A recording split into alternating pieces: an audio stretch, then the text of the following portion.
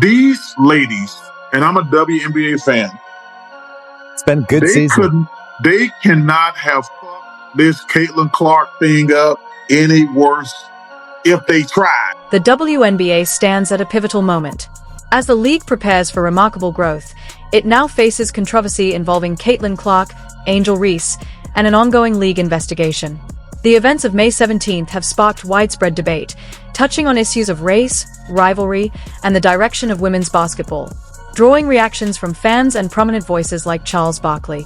If you got people in a room, if you got a bunch of dudes in a room and says, let's fuck up the WNBA, we couldn't have came up a master plan what these women have done. During a tense matchup between the Indiana Fever and the Chicago Sky, Caitlin Clark committed a flagrant foul against Angel Reese, sparking an intense on-court altercation.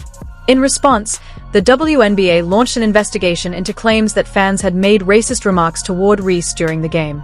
However, after reviewing video footage and speaking with those present, the league concluded that there was no verified evidence to support the allegations. So it's just petty jealousy, and it's really unfortunate because, and the thing that's really bad right now, we're not even talking about basketball. That's the problem that I have with the whole thing. NBA Hall of Famer Charles Barkley was blunt during a national broadcast, openly criticizing the WNBA's response to the incident. He also took aim at certain players, accusing them of being envious of Caitlin Clark's rapid rise to fame. Barkley highlighted Clark's significant role in boosting the league's profile and driving its growth. Please don't forget to like the video and subscribe my channel for more awesome content. Thanks.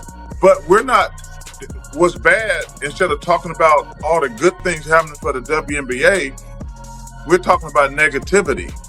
And all that used to be an old saying, all publicity is good publicity. No, it's not. Not when you're a niche sport trying to get the consumers to buy into your product. Angel Reese responded to Charles Barkley's remarks with a cryptic post on social media, implying that the league's success shouldn't be credited to just one player. Although she didn't name Caitlin Clark, the timing and context of her message led many to view it as a subtle response to Barkley's praise of Clark. Petty jealousy, and it's really unfortunate because what she's done for the game. Yeah, listen, I believe in rookie hazing, but some of the criticism has gotten overboard. The rivalry between Caitlin Clark and Angel Reese traces back to their college years, most notably during the 2023 NCAA championship when Reese's taunt toward Clark went viral. Their fierce competition has carried over into the WNBA, drawing significant attention from both fans and the media. The girls got to grow up and you know what?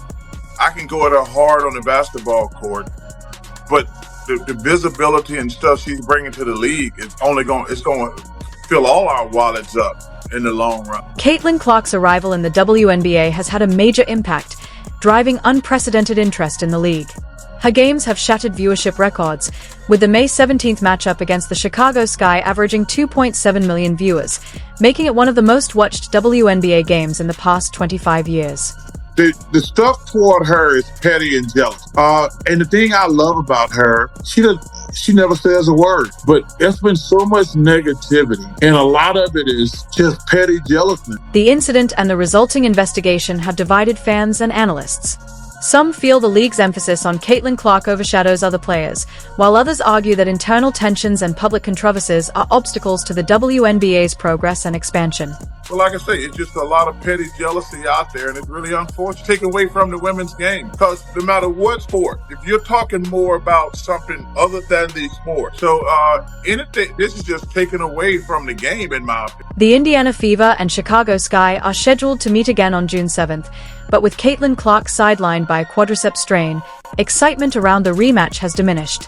What was anticipated as a marquee event now highlights concerns about the WNBA's heavy dependence on individual star players. Just as suspected, nothing. And that other fan base, the old fan base, came after the Fever players, Fever fans. As the WNBA moves through this critical period, the spotlight should shift back to the game itself and the talented athletes who drive it.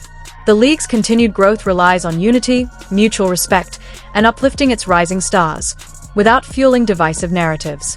It's really unfortunate, and it just and I like the way she's handling. She hasn't said anything because you got so many fools out here who got opinion, unfortunately, negative opinions on television, on radio, and things like that. So I'm glad she's staying above the fray. The WNBA was on the brink of a historic breakthrough until it all unraveled in real time. Allegations, investigations, and a wave of public backlash left even the league's most loyal fans stunned. Then Charles Barkley stepped in and didn't pull any punches. What began as a celebration of Caitlin Clark's meteoric rise quickly spiraled into a storm of envy, missteps, and a surprising conclusion no one expected. Want the unfiltered truth? Stay tuned, because Barkley said what others wouldn't dare. And you old fans, you ones accusing us of racism and all that, y'all just took an L, and a big one. However, the league is also taking a big L because there's no apologies to any fans whatsoever on this totally BS statement released by the WNBA. This was meant to be Caitlin Clark's moment. The most highly anticipated rookie in WNBA history had officially arrived.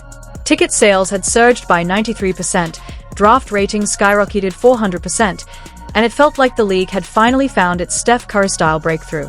But instead of a triumphant rise, it was met with controversy. Yeah, you found nothing. That's great. That's accurate. Guess who told you you would find nothing? The entire Indiana Fever fan base said you weren't going to find him. Chicago Sky's Angel Reese alleged that she was targeted with racial slurs by Indiana fans, prompting the league to launch an immediate investigation. The incident made headlines nationwide, pulling fans into a whirlwind of controversy and criticism. The WNBA is committed to fostering a safe and inclusive environment for everyone and will continue to be vigilant in enforcing our fan code of conduct. Where is the apology to your fans? Never one to sugarcoat his words, Charles Barkley slammed the league's handling of the situation. He accused the WNBA of prioritizing chaos over celebration and controversy over clarity, allowing unproven allegations to overshadow what should have been a shining moment for the sport. But this league that has never turned a profit decided to accuse their own fans of racism. Indiana Fever, as an organization, you're culpable here too. I mean, you are. She and the Indiana Fever accounted for 45% of all the broadcast value of the WNBA last season. She accounted also for helping drive the numbers of merchandising up 500%. Of course, her jersey was #1. The most troubling part? Even after clearing the fans of any wrongdoing, the WNBA never issued an apology, no statement, no accountability. Indiana Fever supporters were left unfairly labeled and without a voice. I have a suspicion that outside of Indiana Fever games, there may be a boycott of every other game in your league. Of course, judging by the ratings, sometimes it looks like there already is a natural. Caitlin Clark isn't just a boost for the WNBA. Right now, she is the WNBA. Viewership has jumped 180%, arenas are selling out across the country, and sponsors are lining up to be part of the momentum. I don't know what it is with the old fandom. I don't know what it is about fans of other teams. But man, they didn't want regular sports fans to enter their arena. We're here. We're here. And we don't take things like this lying down. We don't stay quiet. Caitlin Clark chose not to engage with the drama. She never added fuel to the fire.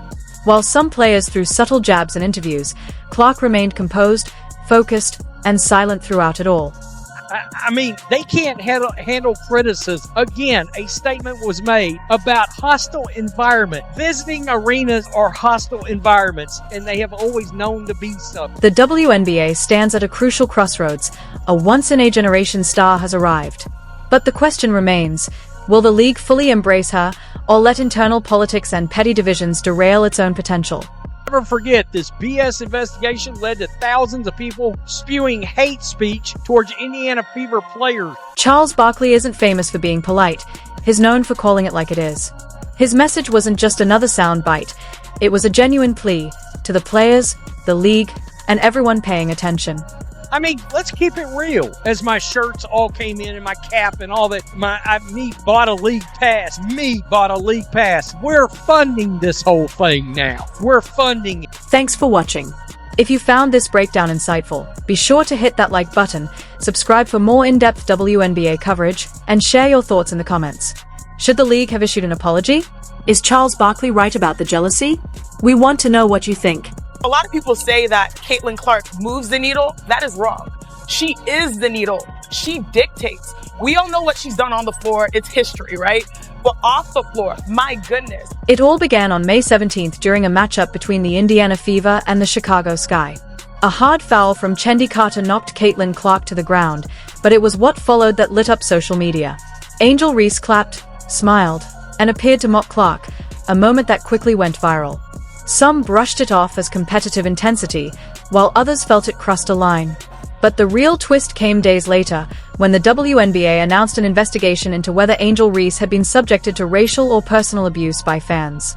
This girl is incredible. What she did in college for women's basketball, what she's doing in the WNBA. She turned the Fever were 1-8. They have a winning record now. But the number of attention, eyeballs she's brought to college and the pros, and for these women to have this petty jealousness, you say to yourself, damn, what is going on here? Before the 2023 season, the WNBA had grown by 40% viewership from 2022 to 2023. But with Caitlin Clark's arrival, it's grown by 400% viewership. What that means is if the WNBA were continue to grow at the rate it grew from 22 to 23, it would take until 2028 to do what Caitlin Clark did this year. The league wasted no time, issuing an official statement saying it was investigating whether Angel Reese had been the target of racially charged harassment by fans during or after the game.